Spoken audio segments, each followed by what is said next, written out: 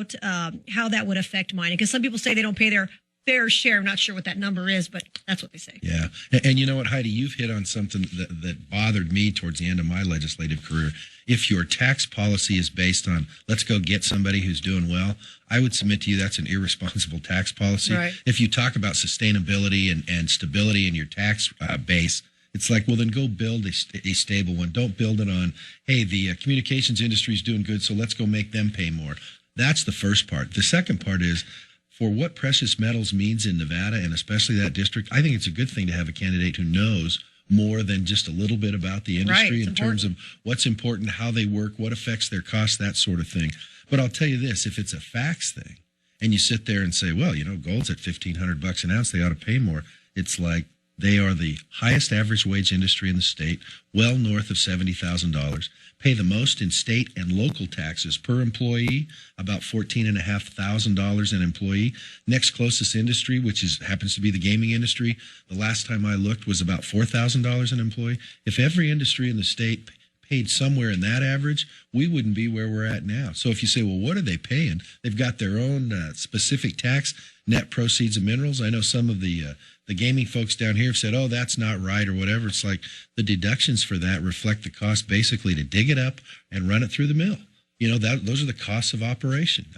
So I'm just sitting there looking at that stuff, and they say they're not paying their fair share. It's like their employees can afford their own health care deductibles. They have health care insurance. They can afford to buy homes in their communities.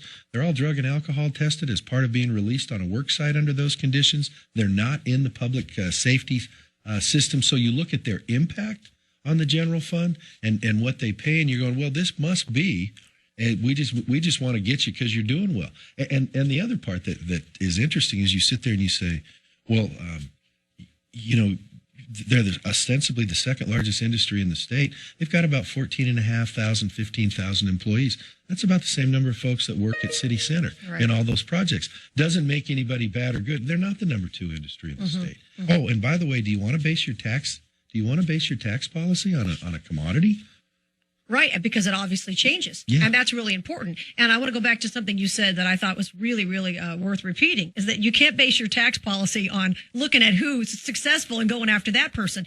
There are a lot of people who say we need to broaden our tax base. And my argument has always been, well, look at California. All we got to do is look at, just to the left of us, and we see a state that taxes everything that moves and everything that doesn't move, and they're completely bankrupt. So what would you say to those who argue our tax base is just a little bit too narrow? How do we broaden it? Well, I think that you have hit on it, which is, well, let's look at the states that have all the stuff you want to bring to Nevada. Right. And guess what? They're in the tank. New York's in the tank. California's in the tank. The issue is not what your tax base is. It's what your spending discipline is. And I know there's a lot of people out there running around going, tax, got to say no, got to say no. Well, you know what? You sure as heck got to say no during these economic times. But you got to focus on the spending side, because no matter what your tax policy is, if you always spend every cent you have, look at New York, look at California, look at even us in Nevada. If you always spend every cent you have, you're always going to be vulnerable. There's no such thing as stability when you spend every penny. That's absolutely right. I'm glad you mentioned California and New York. I know you saw this from Chief Executive Magazine. Now we've dropped to number 10 on the top states to do business, and number 49 and 50 are the aforementioned New York and California, who tax everything. So apparently it's not working. And you know what amazes me is all the people who move from states like California, they flee, I should say, away from all those things, and then want to come here and implement the same taxes they couldn't wait to get away from. And here's the problem. We are still a small state. We're not a tiny state.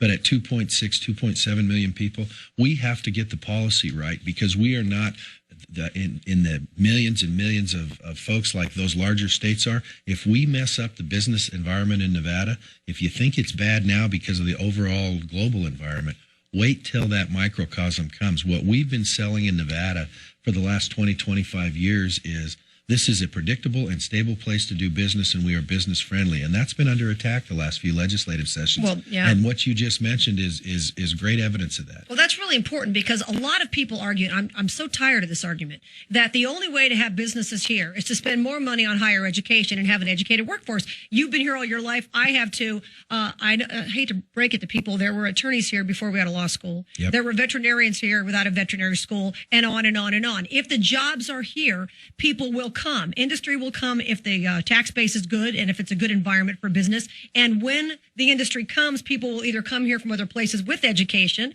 or be more encouraged to get it. Do you think I'm wrong? No, I listened to those arguments. You've got to do this in order for economic development, and shook my head and said, you know what? Obviously, you always want to do better, but how was it that we were the fastest growing state in the nation for most of the last 15 years? If we were so bad at all of this stuff, how come these people were coming in droves? Exactly. And it wasn't just service sector jobs. It was that there's success stories in economic development down here with Summer Hollingsworth and his folks. Sure. And up north the same way. It's like, well, that doesn't bear out in the facts. But, some people grab onto that and say, oh, it's got to be a fact. It's like, well, how did we get to 2.6 million people if it was such a nasty place for the last 20 years? That's so true. That absolutely. We have people, as we mentioned, doctors, dentists, veterinarians, attorneys, all these people moving here. If there's business, they will come here. If the economy is good, they will come here. And the economy is not going to be good if we don't have that business environment. So what do you tell higher education? Because they're up there whining nonstop at the legislature. I mean, because you were a legislator. There's the wine parade this legislative session. Everybody gets up and tells a hard luck story about how tough it is. And so far, the Senate Republicans have held tough. Yep. Well, and here's the deal. At least higher education has had some cuts. When you look at what the K-12 people are doing in the face of their accountability requirements, which are slim and none, it's, I just shake my head. But what you need to tell them is this. We have one of the most friendly tuition programs in the nation. And so when you start looking at all that stuff in terms of what it costs to get an education in Nevada, everybody wants it to be as cheap as possible. But the time where the state has essentially subsidized that has got to end, and Brian Sandoval's budget reflects that. It has to end. If you want to pay for your own education, you should. Mark Amodei's here. Lots more to chat with him about when we come back. And your calls at 257-KDWN, 257-5396, 257-KDWN. He wants to take Dean Heller's spot. I'm Heidi Harris, coming right back.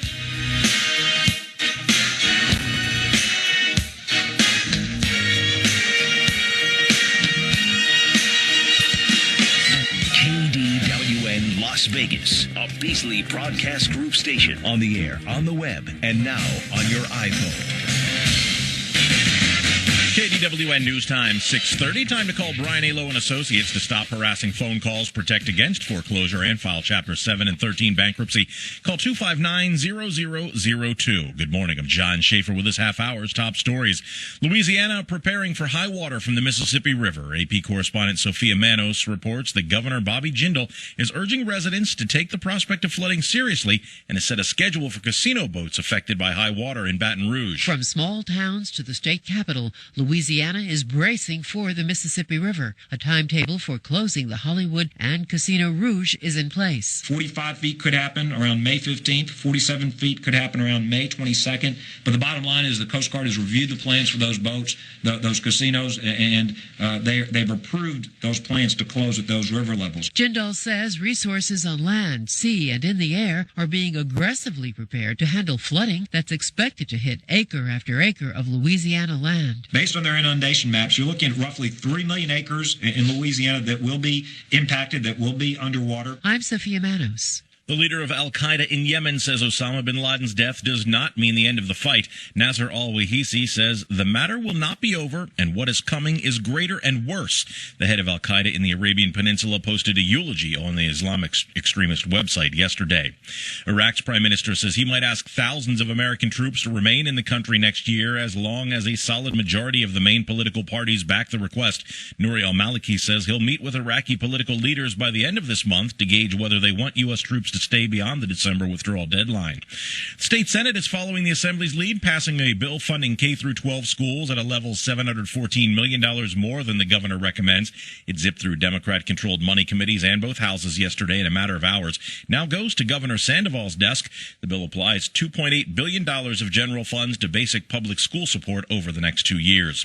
Former California Governor Arnold Schwarzenegger made his first public appearance since the announcement that he and wife Maria Shriver have separated. Speaking last night in Los Angeles, Schwarzenegger thanked friends and family for their support. Earlier, he and Shriver announced they are living apart and working on the future of their relationship. We both love each other very much. We're very fortunate that we have 4 extraordinary children. The couple married 25 years ago. What is ahead for them? We're taking one day at a time. No formal court papers have been filed. I'm Ed Donahue. On Wall Street at the opening bell, the Dow is down 47 points. News brought to you by LendingTree. Mortgage rates are still as low as 3%, 3.2% APR. Go to LendingTree.com or call 1-800-555-TREE today before rates go up. It's 6:32. Here's Mitch Kelly with the latest from the KDWN Nevada Federal Credit Union Traffic Center. Slow traffic as you head into the Spaghetti Bowl because of a crash 95 southbound approaching I-15. That is blocking the left-hand lane and causing slow traffic back to the, about the South Rancho exit on 95 southbound. Again, that left lane is blocked, so try to get over to the right, get past that a little bit quicker. We're also getting word now of a new injury accident coming down from the northwest, 95 southbound at Cheyenne. That's going to cause some difficulty. That two-lane stretch between Ann and Craig fills up even without an accident, but that crash 95 south at Cheyenne going to make things worse. No issues currently along 15, 215 or Summerlin Parkway, and one hit and run in the northeast near the Air Force Base at Craig and Nellis. From the KDWN Nevada Federal Credit Union Traffic Center, Mitch Kelly, News Talk 720, KDWN. The KDWN forecast, mostly sunny, 82 today, clear and 65 overnight, sunshine, 89 for your Thursday. Right now, sunny and 57 in Las Vegas. Your next update at 7 o'clock or when news breaks. And we're always streaming online at KDWN.com. I'm John Shea. Buying a home? We can help with our no origination fee mortgage special. That's right, we're waiving all origination and lender fees during the month of April. And when you use all of our services, we'll give you a security system absolutely free. To get started, call 382-4094 or get more information at nevadafederal.org. Nevada Federal is open to all Clark County and Pahrump residents. Member NCUA Equal Housing Lender. If you are the court, we get you all the money you deserve. I'm attorney Glenn Lerner. Call 877-1500. Concerned about the direction our nation is going? Tune in to Rural Nevada Today Show with Peter Lakopoulos, sponsored by the Dairy Farmers of Southern Nevada, every Saturday morning from 6 to 7. Our rural areas hold the building blocks to our nation's economy. Join News Talk 720 KDWN for the American Cancer Society's Relay for Life this Saturday and Sunday at Centennial High School. KDWN's John Schaefer will help kick off the Relay for Life at 6 p.m. on Saturday. And it's not too late for you to get your team involved to help raise money for the American Cancer Society and join the over 80 teams that already signed up for the Valley's largest Relay for Life. For more information on how you can get your team involved, log on to KDWN.com and click on the Relay for Life link. Join the Relay for Life and help the American... Guns. Rocky Mountain gun shows. Pistols, rifles, knives, and ammo. Every single type of ammo gun show.